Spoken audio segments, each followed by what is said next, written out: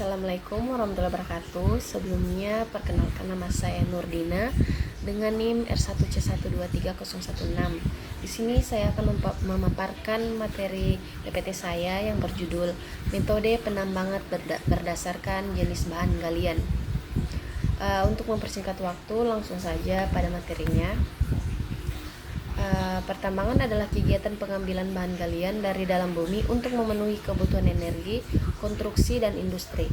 Setiap bahan galian memiliki karakteristik dan bentuk endapan berbeda, sehingga metode penambangannya pun tidak sama. Di materi ini ada beberapa yang akan dibahas. Yang pertama itu batu bara. Batu bara merupakan sumber energi fosil yang banyak ditemukan pada lapisan sedimen dekat permukaan. Oleh karena itu, kedalamannya tidak terlalu dalam, maka metode yang paling sering digunakan adalah tambang terbuka atau open pit mining.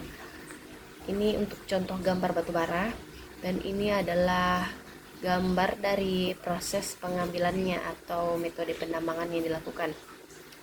Metode penambangan batu bara atau di sini open pit mining. Di sini ada beberapa metodenya, yaitu yang pertama mengupas lapisan tanah penutup atau overburden, kemudian menggali batu bara dengan ekskavator atau shovel, kemudian mengangkut material ke tempat penumpukan. Metode ini dipilih karena ekonomis, produktif, dan cocok untuk endapan dangkal. Kedua, nikel. Sebagian besar nikel di Indonesia berasal dari endapan laterit yang yaitu hasil pelapukan batuan ultramafic yang berada relatif dekat permukaan. Inilah alasan mengapa tambang terbuka menjadi metode yang paling efisien digunakan. Ini adalah contoh gambar nikelnya, dan ini adalah gambar penambangan nikelnya. Metode penambangan nikel yang di sini itu menggunakan tambang terbuka atau bench mining. Ada beberapa metodenya, yaitu yang pertama pembersihan lahan atau land clearing, kemudian pengupasan lapisan penutup, kemudian penggalian ore laterit, dan pengangkutan ke pabrik atau stockpile.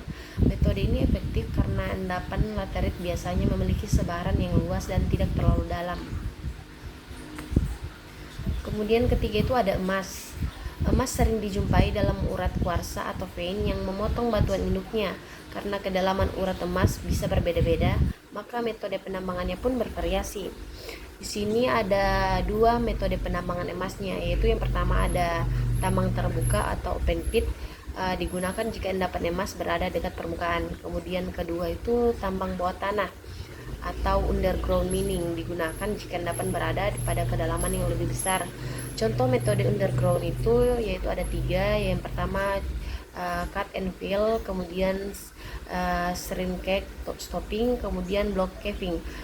Pemilihan metode sangat bergantung pada kedalaman urat, kekuatan batuan, dan nilai ekonomis endapan. Ini adalah contoh gambar emas, dan ini adalah gambar metode penambangannya. Kemudian keempat itu tembaga. Endapan tembaga tipe porfiri umumnya memiliki volume yang sangat besar dan berada cukup dalam. Oleh karena itu, tambang tembaga banyak menggunakan kombinasi open pit dan block caving. Metode penambangan tembaga itu ada dua, yaitu open pit untuk lapisan yang masih relatif dekat permukaan, dan kedua itu block caving untuk bagian yang lebih dalam. Block caving adalah metode runtuhan gravitasi yang sangat ekonomis untuk volume ore yang besar dan berada pada kedalaman lebih besar daripada 400 meter.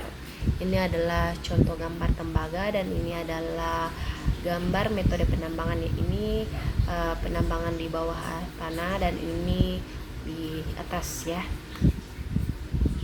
atau terbuka. Kesimpulan dari PPT ini yaitu pemilihan metode penambangan sangat bergantung pada sifat geologi endapannya. Tambang terbuka cocok untuk endapan dangkal berukuran besar dan mudah diakses. Sementara itu, tambang bawah tanah digunakan ketika endapan berada pada kedalaman yang tidak ekonomis jika digali dari permukaan. Dengan memahami karakteristik setiap bahan galian, metode penambangan dapat ditentukan secara lebih efektif, aman, dan ekonomis. Itu saja paparan PPT dari saya. Jika ada salah kata mohon dimaafkan. Saya tutup dengan ucapan wabillahi taufiq wal hidayah. Wassalamualaikum warahmatullahi wabarakatuh.